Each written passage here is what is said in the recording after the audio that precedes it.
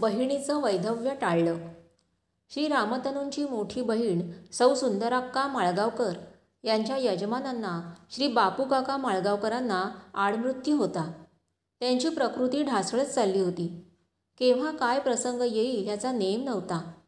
सौ सुंदराक्कांनी त्याचा धसकाच घेतला होता आणि रामतनूंजवळ हट्ट धरला होता की मला सौभाग्याने मरण दे, वैधव्य माझ्या नशिबी येता कामा नये, वाटेल ते कर, तुझी पुण्याई कारणी लाव, पण मला एवढं भाग्य दे.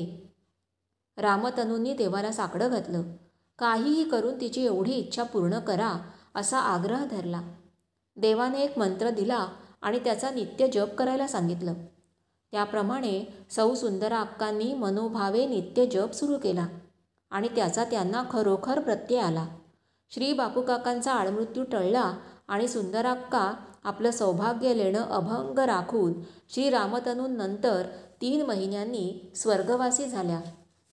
सौ सुशीलाताई वालावलकर यांच्या आठवणी. सौ सुशीलाताई मधुकर वालावलकर म्हणजे श्री दादा सामंतांची मामे बहीण. त्या कळवतात, माझं सारं आयुष्य श्री रामतनूंच्या कृपेवर आधारलेलं आहे. त्यांनी माझ्याकरिता पुष्कळ केलं. माझं भाग्य उदयाला आणलं. मला अनेक तऱ्हेचे स्फूर्तिदायक अनुभव दिले. त्या साऱ्या आठवणी कशा आणि किती सांगायच्या, पण त्यातून ठळक निवडून वाचकांच्या पुढे थोड्याशा मांडित आहे. त्यांना चमत्कार किंवा अनुभव म्हणता येईल की नाही ते वाचकांनीच ठरवावं.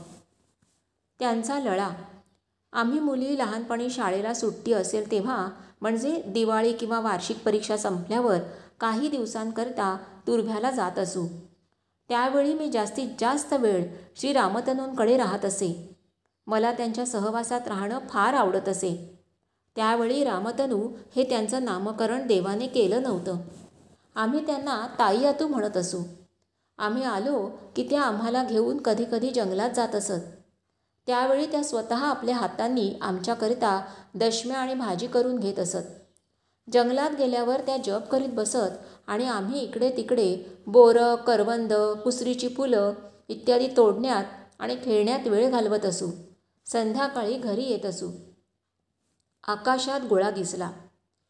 एके दिवशी श्री रामतनू बागेत देवळात जप करीत बसल्या होत्या आणि मी माझ्या आतूंच्या म्हणजे श्रीमती सामंतताईंच्या घरी रात्री मागच्या दारी जेवणानंतरची भांडी धुत बसले होते.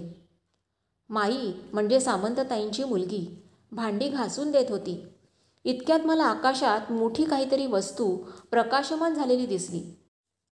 मी माईला म्हटलं, बघ माई, ते आकाशात काय चमकतंय. पण माईला काहीच दिसलं नाही. तेवढ्यात ते नाहीसं झालं होतं. मला आश्चर्य वाटलं. दुसऱ्या दिवशी मी रामतनूंना ते सांगितलं तेव्हा त्या म्हणाल्या की मलाही ते दिसलं होतं. बाकी कोणीही ते पाहिलं नाही. तो धूमकेतू होता असं त्यांनी सांगितलं. तुझा मार्ग वेगळा आहे. जसजसे दिवस जात होते तसतशी त्यांची आध्यात्मिक प्रगती होत होती आणि मी जेव्हा तुर्भ्याला जायची तेव्हा त्या जपाला बसल्यानंतर त्यांच्याजवळ बसून राहायची आणि त्या जे बोलत असत ते कागदावर लिहून घ्यायची. हा जवळजवळ नियमच झाला होता. मग मला आपणही लग्न न करता रामतनूंसारखंच राहावं अशी इच्छा झाली आणि मी ती त्यांना बोलून दाखवली. तेव्हा त्या म्हणाल्या, हे बघ, तुझा जन्म माझ्या मार्गाने जाण्याकरता नाही, तुला लग्न करावंच लागेल.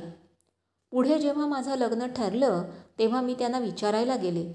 तेव्हा त्यांनी आपली अनुमती दिली आणि सांगितलं की काही काळजी करू नकोस, तुझं सर्व चांगलं होईल. ह्यांचं आपल्या वडिलांप्रमाणे होणार आहे. मला आशीर्वाद दिल्यावर त्या पुढे म्हणाल्या, तुझ्या यजमानांचं सर्व आपल्या वडिलांप्रमाणे होणार आहे. याचा अर्थ आम्ही सर्वांनी असा घेतला की ह्यांचे वडील फार मोठ्या पदावर होते, त्याप्रमाणे ह्यांचंही होणार आहे. आणि खरोखरच माझ्या लग्नानंतर 3च महिन्यात ह्यांना प्रमोशन मिळालं आणि नंतर वाढतच राहिलं. रामतनू नेहमी गूढ अर्थाने बोलत. सामान्य माणसाला त्याचा संपूर्ण अर्थ कळणं कठीण जात असे. त्या वाक्याचा गर्भित अर्थ आता इतक्या वर्षांनी मला स्पष्ट समजला. ह्यांना अर्धांगाचा झटका आलाय. ह्यांच्या वडिलांना पण हाच झटका आला होता आणि त्यातच ते गेले. ह्यांचा झटकाही अत्यंत तीव्र आला आणि हे फारच अत्यवस्थ झाले. डॉक्टरांनीही आशा सोडली आणि फक्त 72 तासांची मुदत दिली होती. त्यावेळी आम्ही ग्वाल्हेरजवळ गुण्याला होतो व ह्यांना ताबडतोब ग्वाल्हेरला हलवावं लागलं. मी तर पुरीच घाबरून गेले आणि शेवटी रामतनूंना पूर्णपणे शरण गेले आणि आश्चर्य हे की त्यांच्याच कृपेने आज हे त्यातून सही सलामत बाहेर पडले आहेत आणि काठीच्या आधाराने चालत आहेत.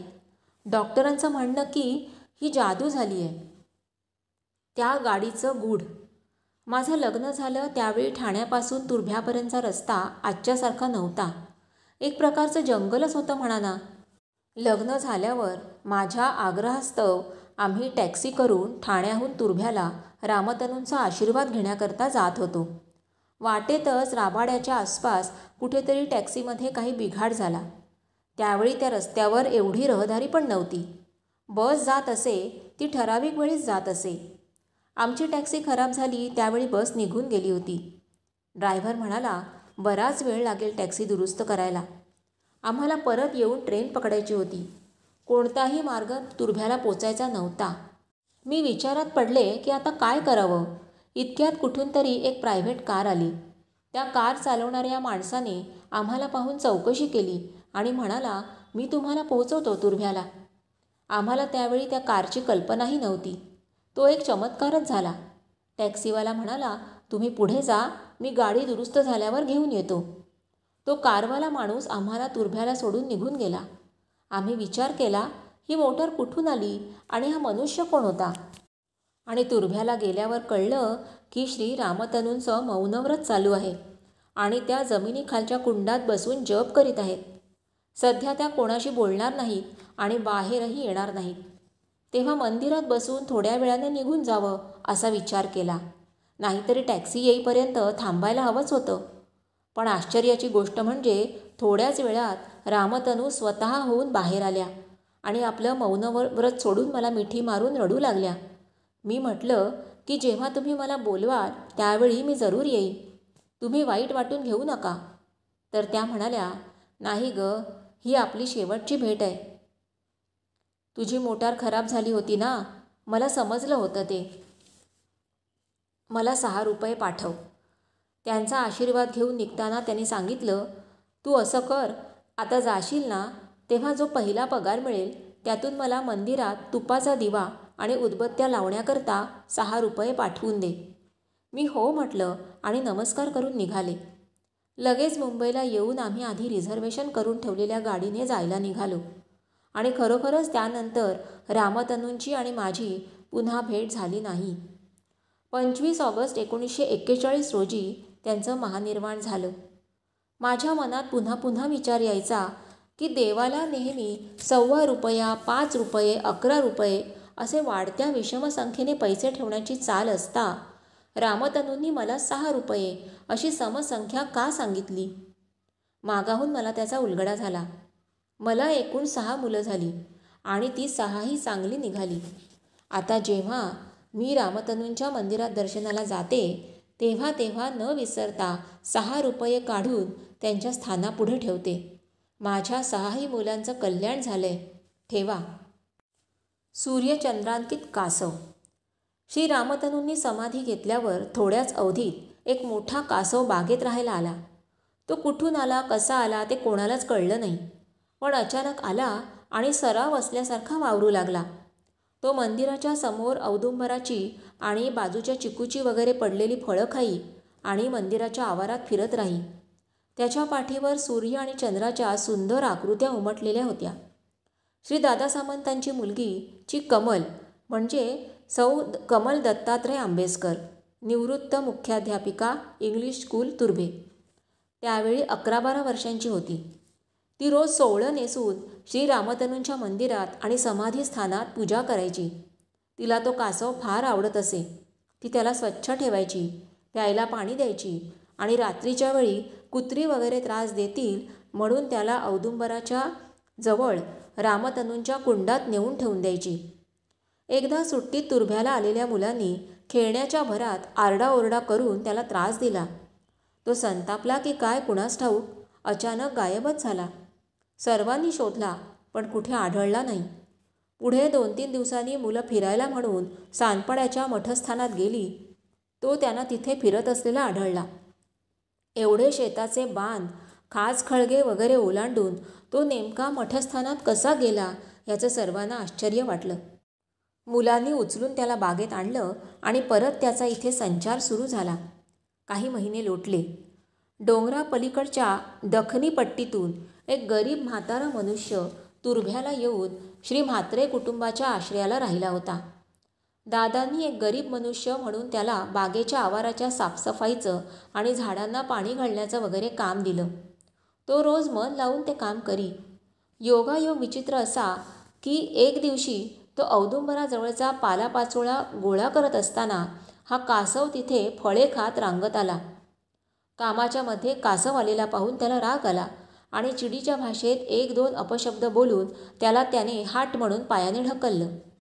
त्याचा पाय लागला मात्र तो कासव सरळ पूर्वेकडे वळला आणि सरसर अंतर कापत कुठल्या कुठे नाहीसा झाला. सर्वांनी शोध शोधला पण पत्ता लागला नाही. पुढेही कोणाला कुठे आढळला नाही. इकडे त्या माणसाच्या पायाला व्रण झाला आणि त्यात किडे पडून भयानक जखम होऊन त्यातच त्याचा अंत झाला. श्री रामतनू दिसल्या. श्री त्रिविक्रम कृष्ण जोशी, माजी मुख्याध्यापक, इंग्लिश स्कूल, तुर्भे, कळवतात, 1952च्या नोव्हेंबर-डिसेंबरचा काळ. आम्हाला तुर्भ्याला येऊन 8-9 महिने झाले होते. मंदिराची पूजा माझ्याकडेच होती. आम्ही मंदिराच्या मागच्या बाजूला श्री दादा सामंतांच्या घरात राहत होतो. एके दिवशी रात्री 8:30-9ची वेळ. काळोखी रात्र. दाराबाहेर कोणीतरी चालत आहे असा भास झाला. दार उघडलं. समोर एक पांढरी शुभ्र कफनी आणि साडी नेसलेली व्यक्ती दिसली. व्यक्ती दिसते न दिसते तोच, आकृती लुप्त झाली. दुसऱ्या दिवशी ही गोष्ट श्री दादांच्या घरी सर्वांच्या कानी घातली. श्री रामतनू मातेची फेरी अशीच प्रांगणात होत असते असं तेव्हा मला समजलं. स्वप्न दृष्टांत. श्री रामतनूंची मधली भाची सौ शरयूताई खानोलकर औरंगाबादला राहत असत. त्यांचे यजमान तिथे युनिव्हर्सिटीमध्ये विभाग प्रमुख होते. त्यांचा एक नियम असे की दर महिन्याला आपल्या यजमानांचा पगार झाला की प्रथम त्यातील काही रक्कम श्री रामतनूंच्या नावे काढून ठेवायची आणि वर्ष पूर्ण झालं की रामतनूंच्या देवळातील नंदादीपाला म्हणून इकडे तुर्भ्याला पाठवून द्यायची. 2 वर्षांमागची गोष्ट आहे. श्री रामतनूंच्या जुन्या घरात राहत असलेले आणि त्यांना पूर्वी मातीचा नाग करून दिलेले मूर्तिकार श्री मदन सोनार वृद्धापकाळाने आजारी पडून अत्यवस्थ झाले. परिस्थिती गरिबीची आणि मुलंही अज्ञान. त्यामुळे त्यांची योग्य ती काळजी घेणं कुटुंबाला जड जाऊ लागलं. सौ शरयूताई नेहमीप्रमाणे वर्षभराची जमलेली रक्कम नंदादीपाला म्हणून इकडे पाठवण्याच्या विचारात होत्या. इतक्यात एक दिवशी रात्री त्यांना स्वप्न पडलं. स्वप्नात श्री रामतनू येऊन त्यांना म्हणाल्या, "अगं, यावेळी जमलेली रक्कम मला पाठवू नकोस. तो मदन सोनार आजारी आहे. त्याला औषधोपचाराची गरज आहे. तरी त्याला पाठवून दे." सौ शरयूताईंनी उठल्यावर सर्वांना ते स्वप्न सांगितलं आणि आपल्या सुनेबरोबर त्या वर्षीचे जमलेले सर्व पैसे श्री मदन सोनारांना पाठवून दिले. त्यानंतर एका महिन्यानेच श्री मदन सोनारांचा देहांत झाला. चरित्र गाता तुझ्या गुणांचे पावन चिंतन करी, गोस्वामी सुत जनार्दनाचा वासुदेव अंतरी. ओम शांती शांती शांती.